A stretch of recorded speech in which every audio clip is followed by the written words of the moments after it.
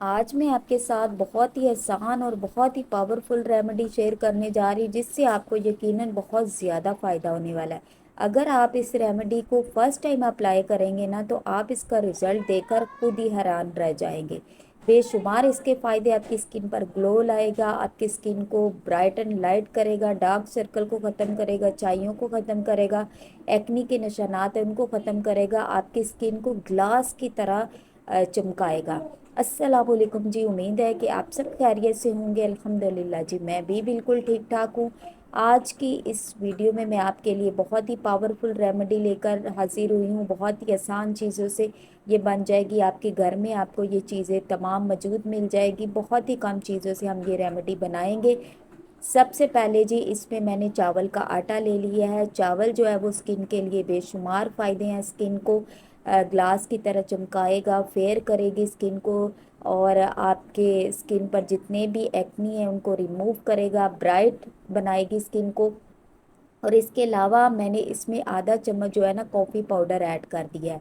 Coffee जो है ना ये भी हमारी स्किन को ब्राइट करेगी, आपकी स्किन पर जो एक्नी है उनको रिमूव करेगी, और स्किन को बहुत ज़्यादा जो है ना खूबसूरत बनाएगी, शाइनी बनाएगी आपकी स्किन को।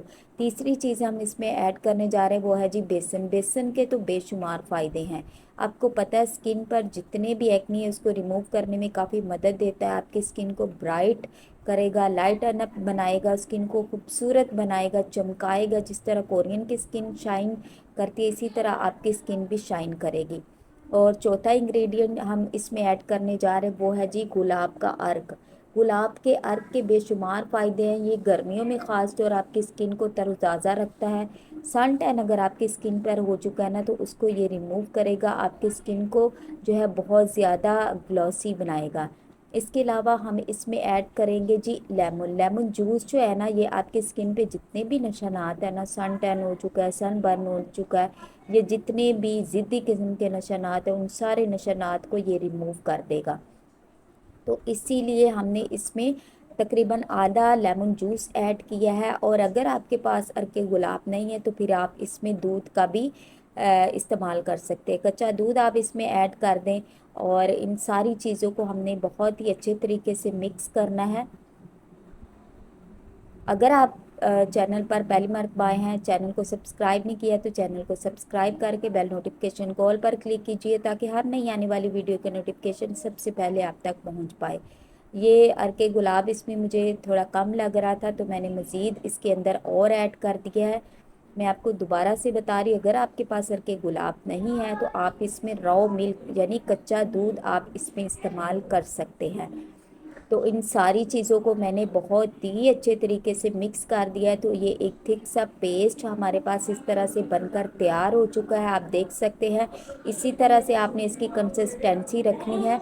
और अब मैं इसको अपने हाथ पर अप्लाई करके आपको दिखाऊंगी। आपने इस तरह से अपने फेस पर, अपने हाथों पर आपने इसको अप्लाई करना है, अपने पाँव पर इसको अप्लाई करें। जहाँ कहीं भी आपको सैन टैन हो चुका है या आपकी स्किन बहुत ज़्यादा झुलस चुकी है, डार्क हो चुकी है, तो आप उसको लाइट बनाना चाहते हैं, स्किन को खूबसूरत और शाइनी बनाना चाहते हैं तो आप ये रेमेडी ना अप्लाई कर सकते हैं। 10 मिनट आपने इसको ऐसे ही छोड़ देना है। 10 मिनट के बाद ये हल्का हल्का सा ड्राई होना शुरू हो जाएगा।